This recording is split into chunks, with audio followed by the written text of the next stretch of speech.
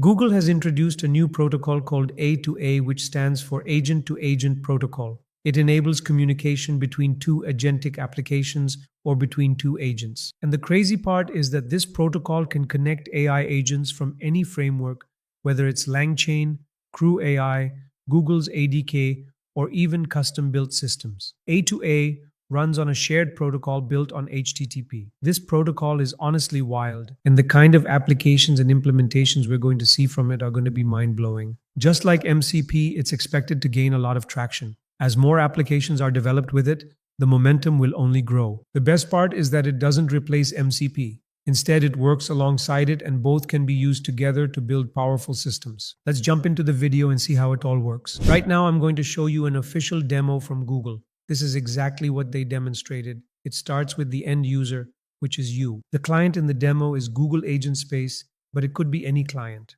It begins with a single agent called the remote agent. Based on the task you give it, this agent looks for other agents to hand the task over to. This is where the A2A protocol steps in. It enables smooth communication between two AI agents. Now, what exactly is an AI agent? They're just large language models with a set of tools. These tools define what the agent can do. In this new protocol, every agent has an agent card that describes its abilities. The remote agent reads the agent cards of other agents and picks the one best suited for the task. That agent can then pass the task on to another agent, creating a chain. This forms a multi-agent workflow. This is how A2A makes the process much easier. I'll show you in the GitHub repo how it works. You can connect agents from any framework, and once this protocol is in place, those agents can talk to each other without friction. Now, this is the demo that they have shared. The example they've provided shows the agent-to-agent protocol being used to hire a software engineer, along with a job description. You can clearly observe how the A2A protocol functions.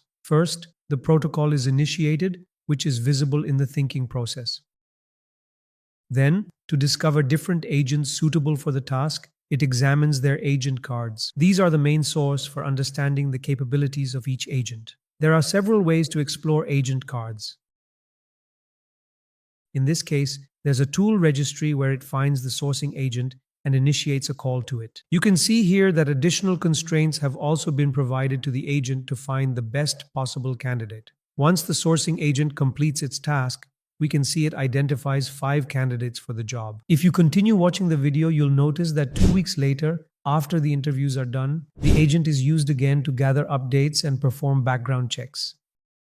Based on the candidate data, the system is capable of running a background check on a single candidate. This entire process of hiring a software engineer based on a job description is automated using these agents. The most important thing is that this wasn't handled by a single agent. The A2A protocol allowed multiple agents to work together, all communicating through a single protocol. Let's clear up another concept about the agent-to-agent protocol and MCP. A2A is meant to work with MCP, and even Google has confirmed this. To explain why, think of it like this. MCP is an LLM with tools or access to specific data. Picture it as a repairman. He has a screwdriver and the knowledge to fix cars. That's the MCP part. But this repairman also needs to talk to others. Maybe he needs to speak with clients or borrow parts from someone else. That's where the agent-to-agent protocol comes in. It allows agents to communicate with each other. These agents could even be separate MCP servers acting as independent agents. They can share tools or request help when needed. The key to all of this is the agent card. It defines what each agent is capable of and helps them interact in a structured way. They've explained a clear connection between A2A and MCP.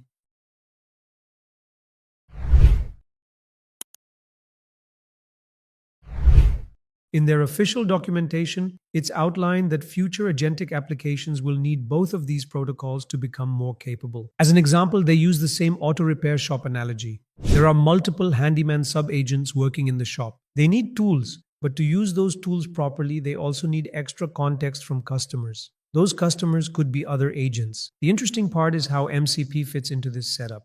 We know that to identify an agent using the A2A protocol, it must have an agent card. These agent cards can be listed as resources. The MCP server can then provide access to them. The LLM fetches these agent cards and passes them to sub-agents. Sub-agents read the cards, and based on the information, the LLM decides which external agent should be used. It's a clever integration and shows how both systems can work together in a flexible way. The agent card structure is clearly defined in their documentation. It includes key information about the AI agent, such as the version, name, description, and its intended use. Then it lists the skills, which are the core capabilities the agent can perform. It also shows the default content type the agent supports, along with the parameters it accepts. Basically, it shows the kind of input the agent needs. For some agents, authentication might be required, so specific document details would also be part of the agent card. When an LLM or another agent tries to access this agent,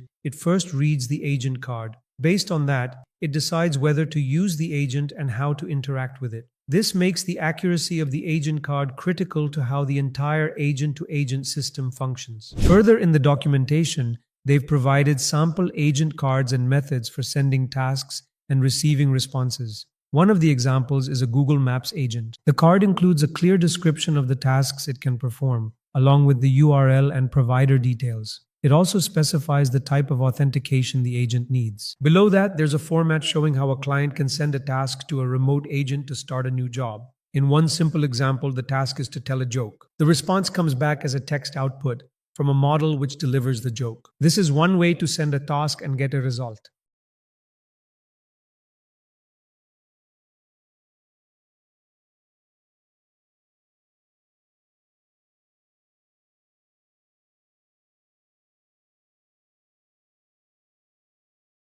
Other methods are also documented below. To get started, there's no need to memorize the syntax. You can feed the documentation into Cursor with the @docs feature, which will pick up the context and generate code accordingly. In the GitHub repo, they've included some sample agents that show how A2A agents can be implemented. One example is using Crew AI, a simple image generation agent that uses the Google Gemini API. You can install it easily. It's a basic agent that just runs on the A2A protocol. To get started, you need to clone the full GitHub repo because the commands depend on that structure.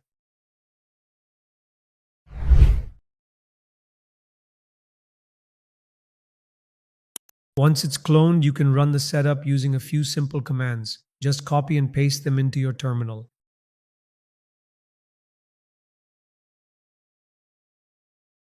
They're very straightforward. Once you run the command, it opens a command line interface for the A2A agent. The server passes it to the Crew agent, which uses the Gemini API to generate an image. That image is then returned to the server and finally back to the client. This is a simple implementation and it's not widely used just yet, but it will be. We saw the same thing happen with MCP. Adoption took some time, then it exploded. The same will happen here. Once people start building on top of it, AI agents will become incredibly powerful. They'll automate a huge amount of work and change how we use AI every day. If you found this video helpful, subscribe to the channel, and if you'd like to support the content, check out the donation link in the description. Thanks for watching, and I'll see you in the next video.